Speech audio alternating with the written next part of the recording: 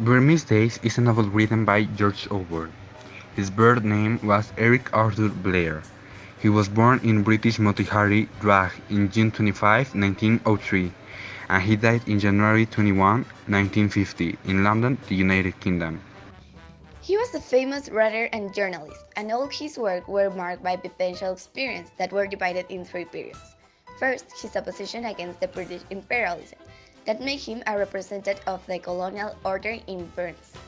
The next period is when he was with the democratic socialism, and finally against the totalitarianism, Nazis, and Stalinism.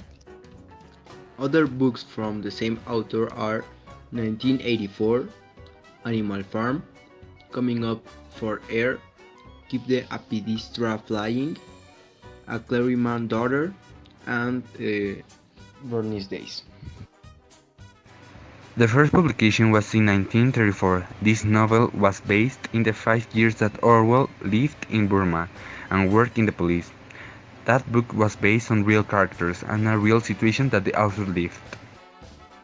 The editors were reluctant to publish that book because they feared a demand. This fear was because in the time where the book was written and takes place were the last years of the British imperialism, before the World War II, and it could carry the editorial trouble by publishing it. However, it was finally published and no retired officer demands it. However, Orwell had to change some names. The main characters of Burmese Days are Upo King, a grotesquely fat, clever and greedy magistrate in Kiaktada who has grown powerful due to his impressive skills of manipulation. He plans to destroy Dr. Veraswamy and eventually earn a place in the European Club. His life is given to plot and schemes, but he plans to atone for his copious sins before he dies. However, though he attains early success, he dies before he can do anything truly good. Ma King. Upon's simple and traditional wife, Makin is the only one Upon King seeks to impress, as she does not fawn all over him like everyone else does. She fears for his soul but approves his plans to destroy the doctors once she learns her husband might be in the club. Mr. Lackenstern, the local manager of a tender film. He is simple-minded and dedicated to his pursuit of pleasure. As such, he is often drunk and quietly curious. Maxwell, the acting division forest officer, he is usually quiet, but likes their jokes. He is not particularly fond of natives. He is killed during the rebellion. Florey, a 35-year-old European with sallow skin and a dark birthmark on his face. Florey comes to Burma to work as a manager of a timber farm.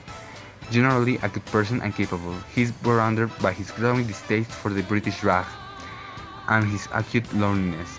He thinks Elizabeth Lackenstern is the answer to the later problem, but her repulsion of his efforts led him to eventually commit suicide. Before he dies, however, he does demonstrate courage by nominating the doctor to the club. Dr. Veraswamy, the kind-hearted doctor. While Burmese, he admires the Europeans and their culture and thinks that they are good for Burma. He is targeted by Upon King and believes his best chance of surviving the life is to become a member of the club. Mrs. Lackenstern, the wife of Mr. Lackenstern and aunt of Elizabeth. She is always trying to keep her husband from liquor. She also tries to marry off Elizabeth. She is prejudiced against the natives, lazy, gossipy, and easily frightened. Mai, a Burmese woman who becomes Florey natives and then cuts off once he meets Elizabeth. Mai is young, tiny, and pretty. She does not love Florey, but instead cares of the prestige that being a white man's mistress affords her. Once she is spurned, Upon King uses her to destroy Florey. Elizabeth Lackenstern. 22 years old, Elizabeth comes to Burma to stay with her aunt and uncle after her mom dies. She despises intellectualism and art, preferring indolent wealth and power. She hopes to marry an European in Burma, and considers Florey before becoming disgusted by his birthmark and favorable treatment towards the native. She hopes to marry the pretentious Beral, but ends up with Mr. MacGregor. She becomes a perfect example of a white woman in the colonial empire, imperious and prejudiced. Beral, a handsome, cold and arrogant young man, sent to Kiaktada to head the military police, disdainful of the other Europeans, Beryl cares only for Polo. He romances Elizabeth but leaves the colony after a month with no marriage proposal or even a goodbye.